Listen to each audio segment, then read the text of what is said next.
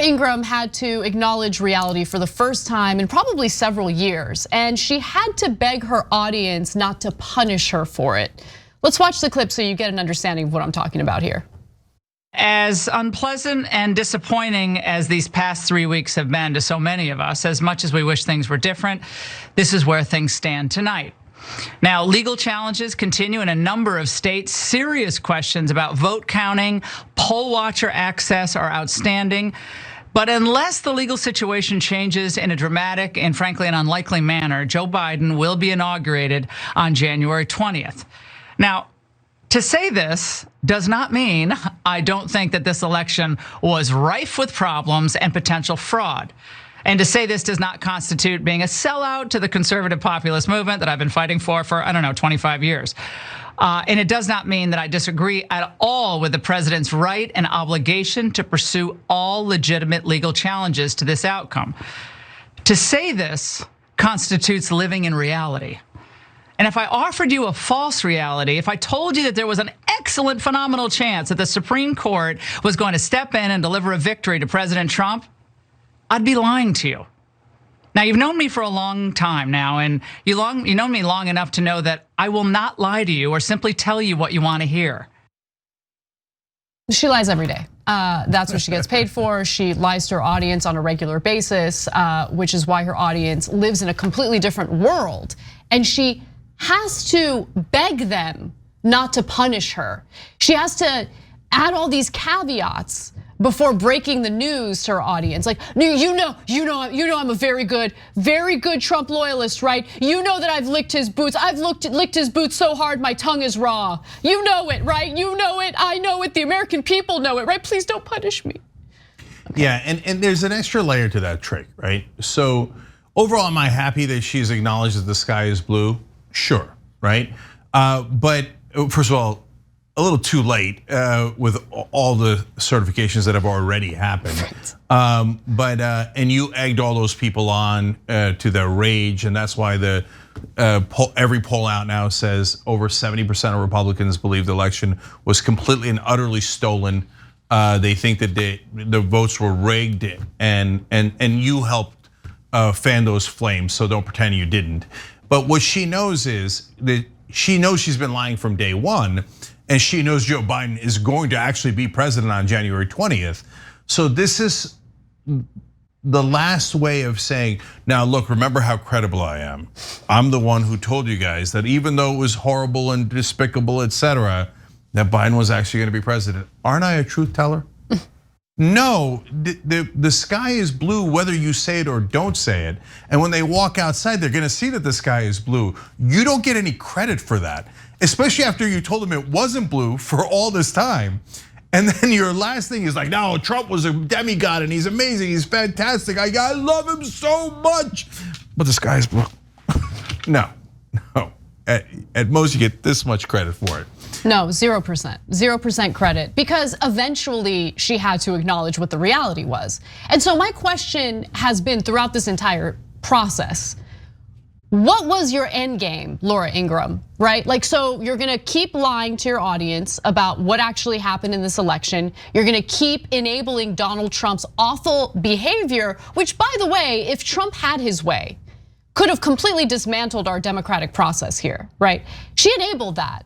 And so what was her end game? What was she planning on doing? And so there are all these headlines today about how last night CNN beat Fox News for the first time in like 28 years or something. I'm obviously exaggerating here, in ratings. Because now conservatives, I don't know if they just feel too defeated to watch this trash TV on Fox, but their ratings were way down last night. Anderson Cooper beat Tucker Carlson, which is unheard of, right? And so that's what Fox was thinking about as they were enabling Donald Trump's behavior. That's what all of these they're all thinking about the gravy train.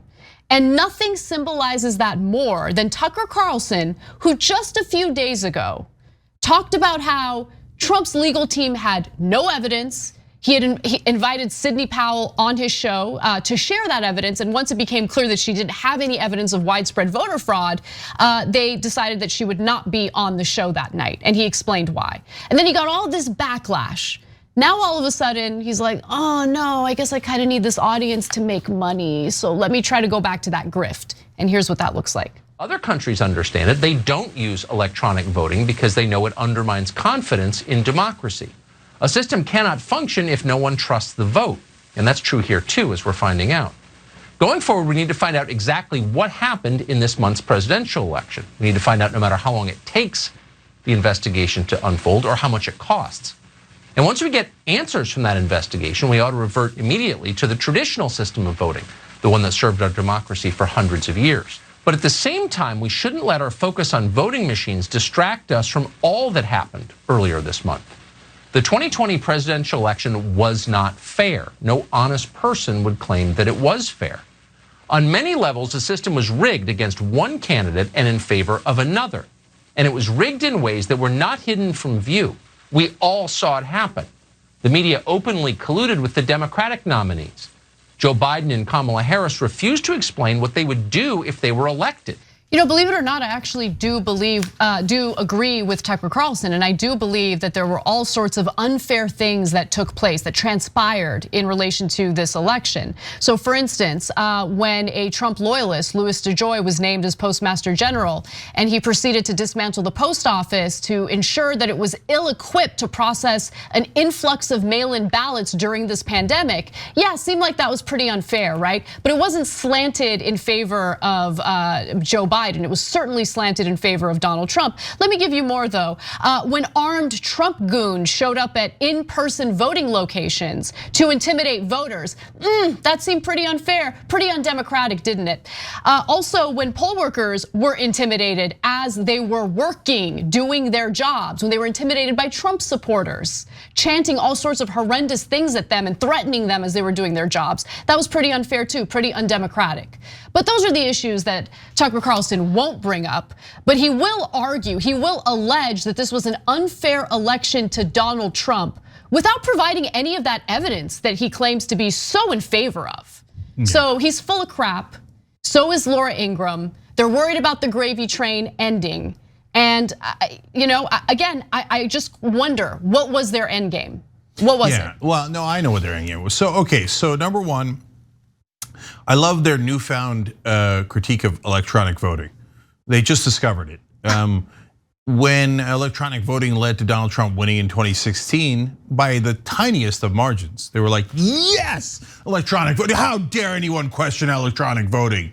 We love electronic voting. When electronic voting gave the Republicans the Senate, they're like, yes, electronic voting is the best, right? Now all of a sudden they lose and they're like, oh my God, did you guys know there's electronic voting? Did you know? I didn't know that. Did you know that? Well, this must be a new phenomenon. And whenever Tucker does a segment, he always says that. This has never happened before in America. Well, electronic voting has happened for a long, long time in America. So welcome to the party. So if you want to do a thorough analysis of electronic voting and have a discussion about paper ballots, progressives are all in. We're happy to do that. We want to do that. But we're not going to do, as Randy Quaid suggested and Donald Trump retweeted today, a redo of the entire vote of only the states that Trump lost and all paper ballot on a system that does not exist right now. So if you want to build that system before the next election, well, that's a really great discussion and you should go to Wolfpack and you should have that discussion, okay? But for him to pretend that he just found out, it's absurd, it's absurd. And all the time that the Republicans were winning, it wasn't a problem, now it's a problem. Okay, then he says it's rigged. Now here's where Tucker's smart, and I'll give him credit for that. But that actually makes him a bigger liar, because he knows he's lying. And he knows that he's playing his audience. So when he says it's rigged, he says it in a way where he's like, well, rigged by the media and others, etc., right? So that he could turn around to his audience and say, I said it was rigged. I told you Trump was robbed. Come back, please. Watch me, not Anderson. Don't go away on their Newsmax, please. It was rigged, right? But then when anyone that is credible challenges him, he'll say, well, I didn't technically say that the votes were rigged. I never technically said that. I said it was rigged in other ways. Oh, so you see how this game is played. So what was their end game? Their end game was, let's see if Trump can actually steal it. If he does, that's awesome. And we'll back the coup 100%. We'll kill democracy, we'll rule forever, it'll be perfect. Because they're right-wing authoritarian people anyway. Do you think do any of you out there think there's a 1% chance that if Donald Trump successfully got, for example, the state legislatures to put in another slate of electors and then declare him president without ever presenting any evidence in court, so you know that it's false? He had no voter fraud evidence, he had nothing. The Republican state leaders, if they had just said, no, that's a Trump wins, I don't care, right? And some of them threatened to do that. Do you think Tucker Carlson and Laura Ingraham would have gone along or said, no, on principle, that's anti-democratic? No, that clearly he lost, but now they can't hand it to him. No, you know for a fact they would not have said that. They would have said, yes, democracy is dead. Pay me. Trump, what do you need? What do you need? I'll do it. I'll kiss whatever ass, whatever cheek you want. So now that they know they've lost, they're like, rigged, oh yeah, it's outrage, yeah. No, but he did lose, sky's blue. But rigged, everybody come back. This is such an obvious game that they're playing. And I'm back with you, 0% credit for either one of them. That's what I like to hear. Thanks for watching The Young Turks, really appreciate it. Another way to show support is through YouTube memberships. You'll get to interact with us more. There's live chat emojis, badges. You've got emojis of me, Anna, John, JR, so those are super fun. But you also get playback of our exclusive member-only shows and specials right after they air. So all of that, all you gotta do is click that join button right underneath the video. Thank you.